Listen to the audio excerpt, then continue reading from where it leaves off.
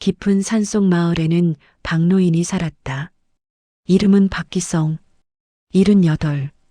등은 굽었지만 걸음은 흔들리지 않았다. 매일 아침 해가 뜨기 전 그는 지게를 지고 산으로 향했다. 혼자였다. 늘 혼자였다. 저 양반 매일 산에만 가시네. 자식도 없는데 뭐 그리 바쁜지. 마을 사람들은 그렇게 말했다. 하지만 아무도 박노인의 과거를 묻지 않았다. 알 필요가 없었으니까. 아니, 알고 싶지 않았으니까. 박노인에게는 아들이 있었다.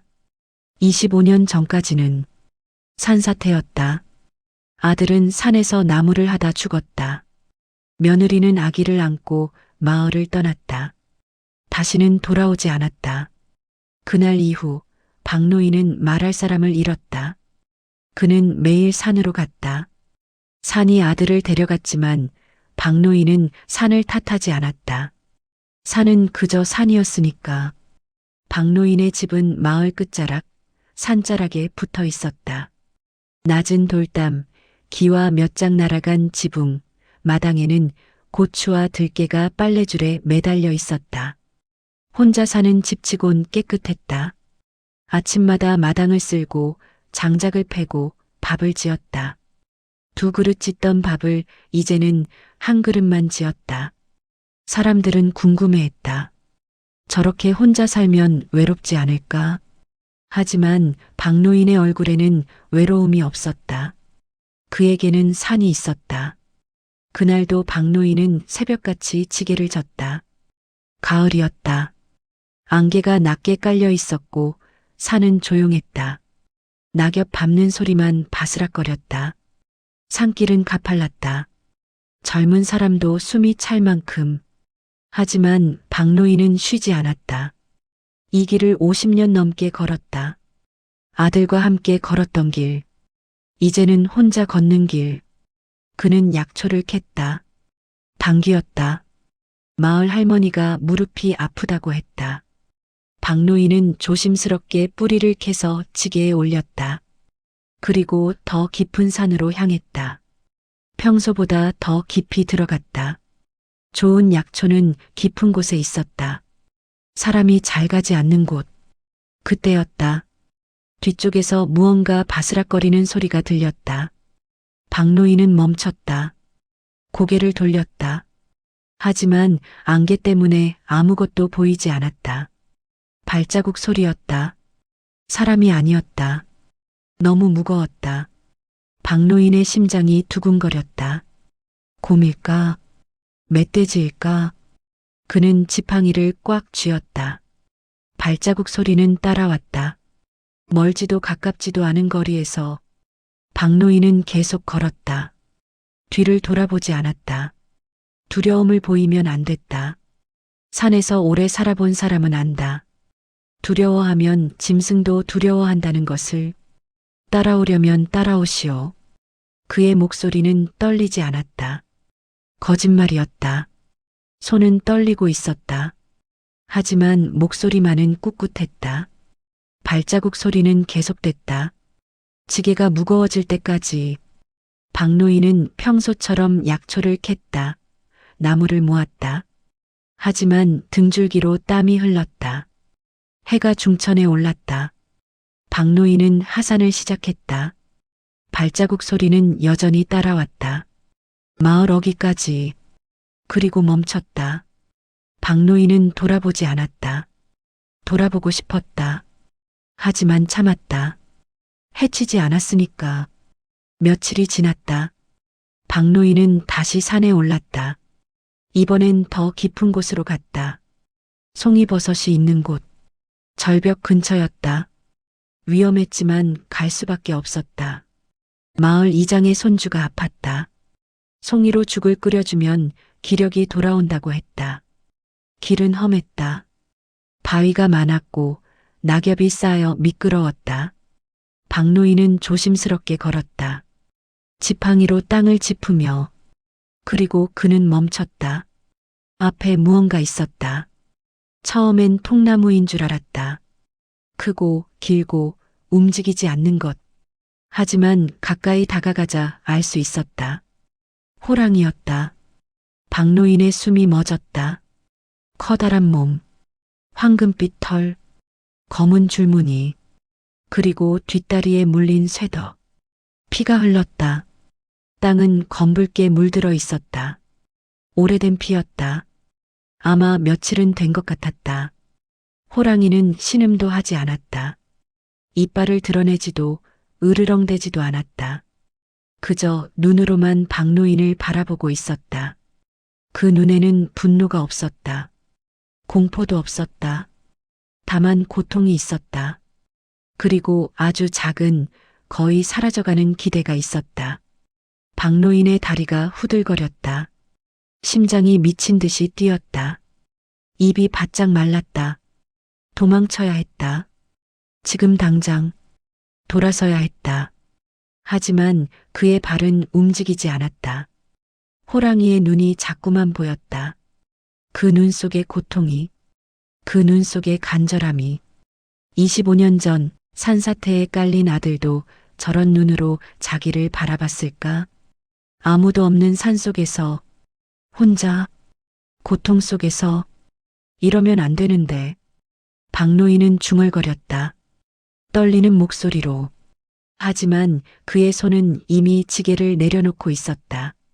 그의 발은 이미 호랑이에게 다가가고 있었다. 호랑이는 움직이지 않았다. 도망칠 힘도 없었다. 마지막 기회였다. 이 사람마저 지나가 버리면 끝이었다. 박노인이 무릎을 꿇었다. 덫은 호랑이의 뒷다리 깊숙이 박혀 있었다. 뼈가 보였다. 구더기가 끓었다. 박노인의 손이 떨렸다. 아프겠구나. 많이 아팠겠구나. 25년 전 아들의 시신을 본 그날 이후 처음으로 그의 목소리가 갈라졌다. 박노인은 손을 뻗었다. 덫에 닿았다. 차가운 새였다. 밀렵꾼들이 쓰는 것. 한번 물리면 빠져나올 수 없는 것. 호랑이가 그를 바라보았다. 박노인도 호랑이를 바라보았다. 사람과 짐승의 눈이 마주쳤다. 오랜 침묵이 흘렀다. 바람이 불었다. 낙엽이 떨어졌다. 그리고 박노인은 덫에 손을 댔다. 박노인은 덫의 장치를 찾았다. 쇠로 된 용수철. 강한 힘으로 눌러야 열리는 것. 78 노인의 힘으로는 부족할 것 같았다. 하지만 해야 했다. 그는 두 손으로 용수철을 잡았다. 온 힘을 다해 눌렀다. 손이 떨렸다. 쇠가 차갑고 미끄러웠다. 용수철은 꿈쩍도 하지 않았다. 으윽. 박노인은 신음을 냈다. 온몸에 무게를 실었다. 팔이 후들거렸다. 식은땀이 흘렀다. 용수철이 조금 움직였다. 조금만 더. 그때 호랑이가 낮게 신음했다. 박노인의 손이 미끄러졌다. 용수철이 튕겨 올라왔다. 덫이 더 깊이 파고들었다. 호랑이가 몸을 떨었다. 피가 다시 흘렀다. 미안하다. 미안해. 박노인은 다시 용수철을 잡았다. 이번엔 더 단단히. 손에 힘을 주었다. 온몸에 힘을 모았다. 철컥. 용수철이 눌렸다. 덫이 벌어졌다. 호랑이의 다리가 빠져나왔다. 피가 쏟아졌다. 박노인은 재빨리 지게에서 천조각을 꺼냈다. 아들의 옷이었다. 25년 동안 버리지 못한 옷. 그는 천으로 호랑이의 상처를 감쌌다. 꽉. 피가 스며들었다. 천이 붉게 물들었다. 하지만 출혈은 멈췄다. 이제 됐다. 박노인은 뒤로 물러났다. 다리에 힘이 없었다. 하지만 버텼다. 호랑이 앞에서 약한 모습을 보여서는 안 됐다. 호랑이는 가만히 있었다. 그리고 천천히 일어났다. 다리를 절뚝였다. 하지만 설 수 있었다. 호랑이가 박노인을 향해 다가왔다. 박노인의 심장이 멎는 것 같았다. 도망쳐야 할까? 아니, 이제 와서 도망치면 소용없었다. 그는 그 자리에 섰다. 호랑이가 멈췄다. 박노인 바로 앞. 손만 뻗으면 닿을 거리. 박노인은 숨을 참았다. 호랑이는 고개를 숙였다. 그리고 박노인의 손에 코를 대었다. 따뜻했다. 호랑이의 숨결이 느껴졌다. 거칠지 않았다. 오히려 부드러웠다. 박노인의 눈에서 뜨거운 것이 흘렀다. 눈물이었다. 25년 만에 눈물이었다. 그는 천천히 호랑이의 머리를 쓰다듬었다. 호랑이는 눈을 감았다. 편안해 보였다. 이제 가거라. 다시는 사람 근처에 오지 마라. 박노인의 목소리는 떨렸다. 호랑이는 고개를 들었다. 박노인을 한참 바라보았다. 그리고 돌아섰다. 천천히 다리를 절뚝이며 숲속으로 사라졌다. 박노인은 한참을 그 자리에 서 있었다. 그때였다. 거기 누구냐? 사람의 목소리였다. 거친 목소리. 박노인은 돌아봤다. 2명의 사내가 다가오고 있었다. 밀렵꾼이었다. 손에는 창과 칼이 들려 있었다. 덫은 어디 갔어? 호랑이는? 사내들이 주위를 둘러봤다. 땅에는 피가 흥건했다. 열린 덫이 있었다. 하지만 호랑이는 없었다. 당신이 놓아준 거요? 한 사내가 박노인을 노려봤다. 박노인은 대답하지 않았다. 미쳤소? 그게 얼마짜리인데? 호랑이 가죽 한 장이면 1년은 먹고 사는데 생명을 돈으로 재는 게 미친 짓이지. 박노인의 목소리는 조용했다. 하지만 단호했다. 사내의 얼굴이 붉어졌다. 그는 박노인에게 다가갔다. 주먹을 쥐었다. 이 늙은이가 그만두게. 다른 사내가 말렸다. 이미 놓아줬어. 찾아봐야 소용없네. 가세. 2 사내는 박노인을 노려보다가 돌아섰다. 하지만 떠나기 전 한 사내가 말했다. 조심하시오. 호랑이는 사람을 잊지 않소. 언젠가 당신을 찾아올 거요. 그땐 목숨이 없을 거요. 사내들은 산을 내려갔다. 박노인은 그들이 사라질 때까지 기다렸다. 그리고 지게를 졌다. 몸이 무거웠다. 다리가 떨렸다. 하지만 걸어야 했다. 산을 내려오는 동안 박노인은 생각했다. 자기가 한 일이 옳았을까? 호랑이를 살린 것이 밀렵꾼의 말처럼 호랑이가 자기를 해칠까?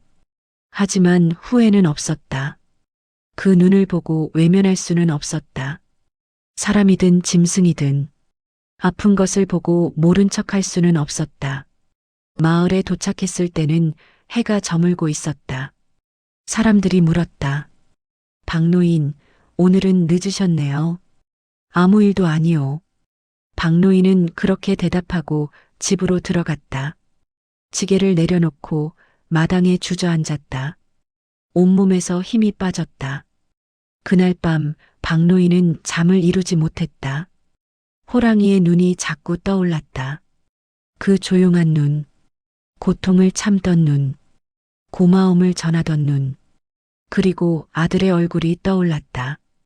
25년 전 산사태에 묻힌 아들, 혼자 고통 속에서 죽어간 아들. 아무도 없었겠지. 내 옆에는. 박노인은 천장을 바라보며 중얼거렸다. 미안하다. 아들아. 밤은 깊었다. 박노인은 천천히 눈을 감았다. 그리고 잠들었다. 25년 만에 처음으로 편안하게. 다음 날 아침 박노인은 평소처럼 일어났다. 마당을 쓸고 밥을 지었다. 그리고 지게를 졌다. 산으로 가야 했다. 하지만 이번엔 달랐다. 산길을 오르는데 뒤쪽에서 소리가 들렸다. 발자국 소리, 무거운 발자국 소리. 박노인은 멈췄다. 뒤를 돌아봤다. 아무것도 보이지 않았다. 하지만 알았다. 저 나무 뒤에 누가 있다는 것을. 너로구나. 박노인은 작게 웃었다. 그리고 다시 걸었다. 발자국 소리는 계속 따라왔다. 멀지도 가깝지도 않은 거리에서 박노인은 뒤돌아보지 않았다. 그럴 필요가 없었다. 그는 알고 있었다. 저 발자국의 주인이 누구인지, 그리고 왜 따라오는지. 밀렵꾼은 틀렸다. 호랑이는 박노인을 해치려고 온 게 아니었다. 그저 함께 있으려고 온 것이었다. 소문이 퍼진 건 일주일 후였다. 박노인 뒤를 호랑이가 따라다닌대요. 거짓말. 정말이에요. 나무꾼 김씨가 봤대요. 마을은 술렁였다. 처음엔 아무도 믿지 않았다. 하지만 목격자가 늘어났다. 산에 간 사람들이 하나둘 보기 시작했다. 박노인 뒤를 따라다니는 큰 그림자를. 저건 호랑이가 분명해요. 호랑이가 마을 근처까지 온다는 거 아니오? 마을 사람들은 두려워했다. 호랑이, 사람을 잡아먹는 짐승. 그게 마을 가까이 있다는 것. 마을 회관에서 긴급회의가 열렸다. 박노인을 불러야 하오.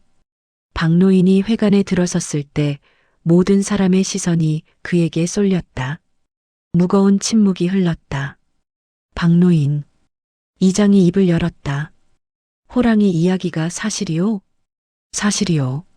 박노인의 대답에 사람들이 웅성거렸다. 왜 말하지 않으셨소? 위험한 일인데. 위험하지 않소? 그 호랑이는 사람을 해치지 않소? 그걸 어떻게 믿소? 짐승이 언제 돌변할지 누가 알겠소? 젊은 사내 하나가 벌떡 일어났다. 우리 아이들이 있소. 호랑이가 아이들을 해치면 어쩌려고? 그런 일은 없을 거요. 보장할 수 있소? 박노인은 대답하지 못했다. 보장할 수 없었다. 호랑이는 짐승이었다. 아무도 짐승의 마음을 완전히 알 수 없었다. 호랑이를 없애야 하오. 누군가 말했다. 마을을 지키려면 사냥꾼을 불러야 하오. 박노인의 얼굴이 굳어졌다. 안 됩니다. 그 호랑이는 잘못이 없소. 그게 문제가 아니오. 마을 근처에 있다는 게. 이장이 손을 들어 사람들을 진정시켰다. 박노인, 우리도 어쩔 수 없소. 사흘 안에 호랑이를 산 깊은 곳으로 돌려보내시오. 안 되면 우리가 조치를 취하겠소. 박노인은 고개를 숙였다. 그날 밤 박노인은 산에 올랐다. 어둠 속이었다. 위험했다. 하지만 가야 했다. 어디 있느냐? 박노인이 불렀다. 목소리가 어둠 속으로 퍼졌다. 대답은 없었다. 하지만 박노인은 알았다. 호랑이가 듣고 있다는 것을. 나를 따라다니지 마라. 박노인의 목소리가 떨렸다. 마을 사람들이 너를 두려워한다. 사흘 후면 사냥꾼들이 올 것이다. 바람이 불었다. 나뭇가지가 흔들렸다. 깊은 산으로 가거라. 다시는 내려오지 마라. 제발. 어둠 속에서 무언가 움직였다. 호랑이였다. 천천히 다가왔다. 박노인 앞에 섰다. 두 눈이 마주쳤다. 어둠 속에서도 호랑이의 눈은 빛났다. 그 눈에는 슬픔이 있었다. 가야 한다. 살려면. 박노인은 호랑이의 머리를 쓰다듬었다. 함께 있어줘서 고마웠다. 호랑이는 움직이지 않았다. 박노인은 돌아섰다. 산을 내려갔다. 뒤를 돌아보지 않았다. 사흘이 지났다. 호랑이는 사라지지 않았다. 여전히 박노인을 따라다녔다. 마을 사람들은 결정했다. 사냥꾼을 불렀소. 이장이 박노인에게 말했다. 내일 온다오. 미안하오. 박노인은 대답하지 않았다. 그날 밤 그는 또 산에 올랐다. 내일이면 끝이다. 도망가거라. 지금, 멀리. 하지만 다음 날 아침 호랑이는 여전히 거기 있었다.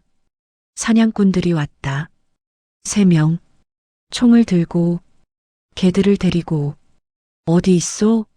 그 호랑이가. 산에 있소. 사냥꾼들이 산으로 향했다.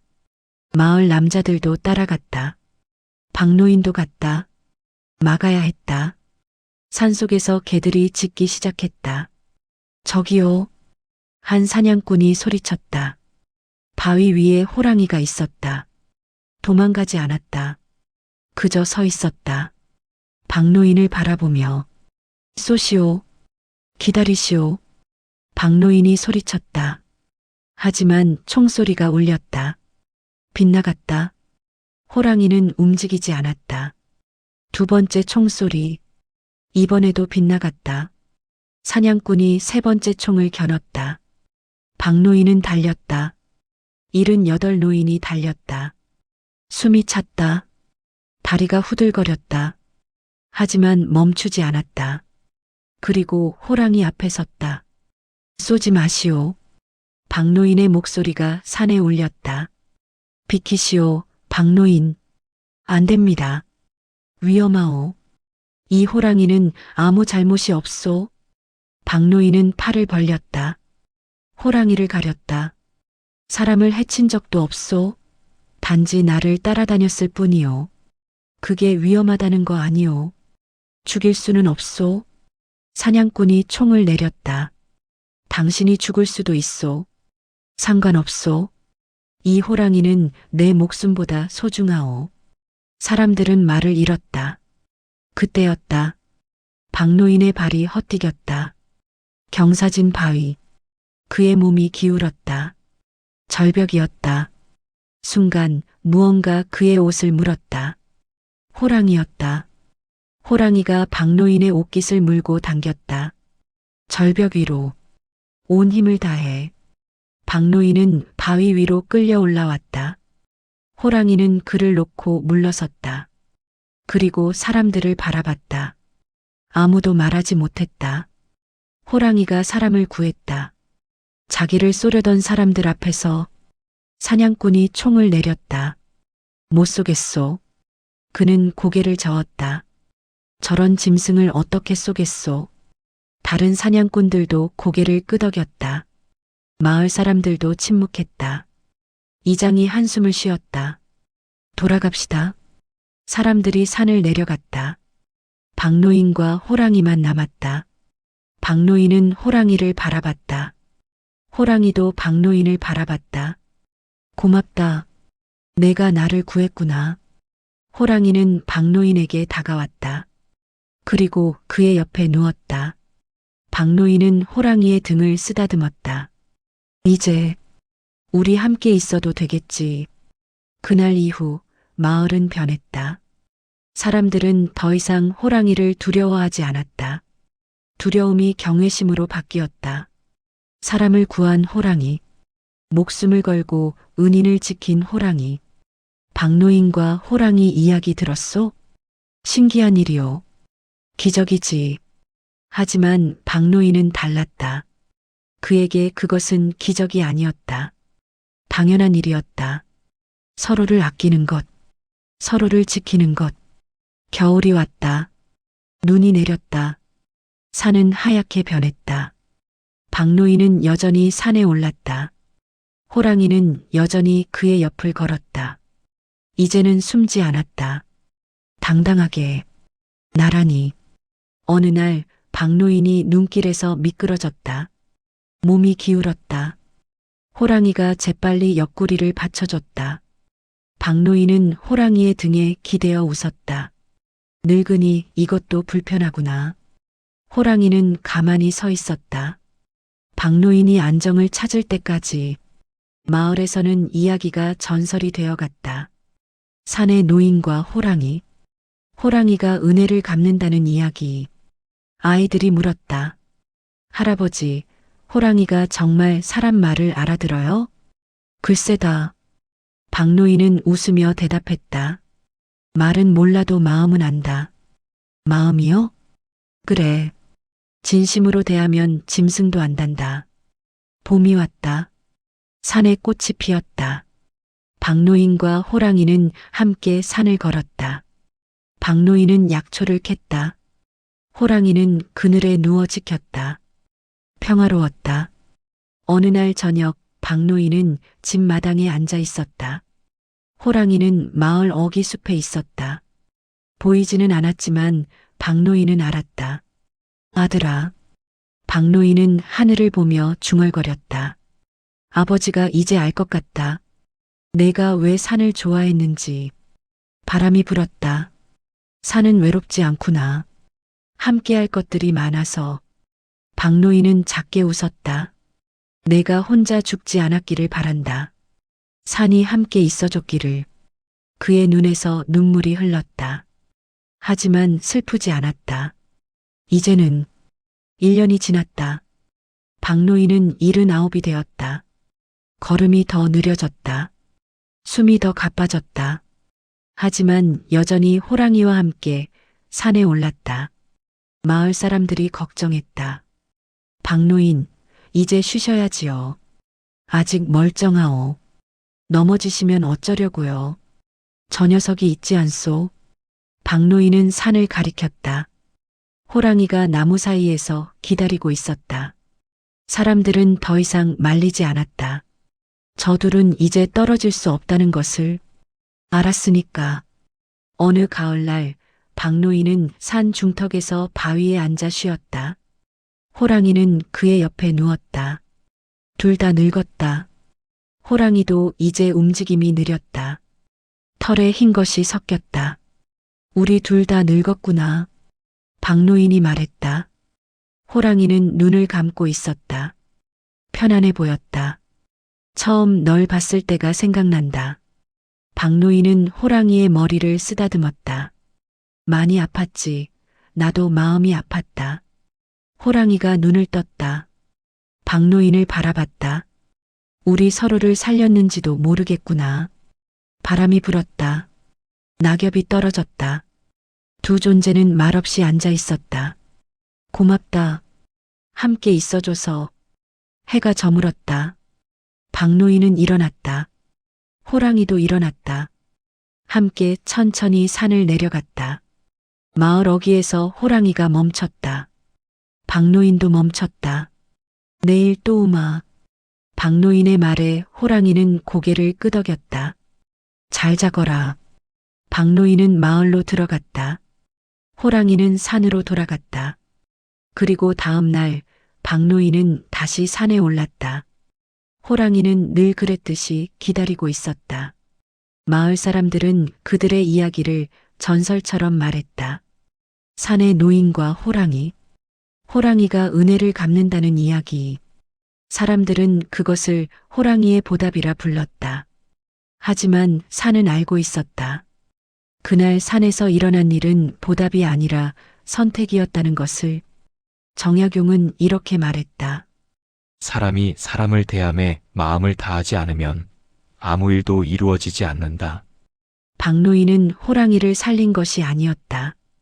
그는 자기 마음을 끝까지 다한 것뿐이었다. 그래서 산은 그의 편이 되었다. 구독, 좋아요는 더 좋은 영상을 만들어냅니다.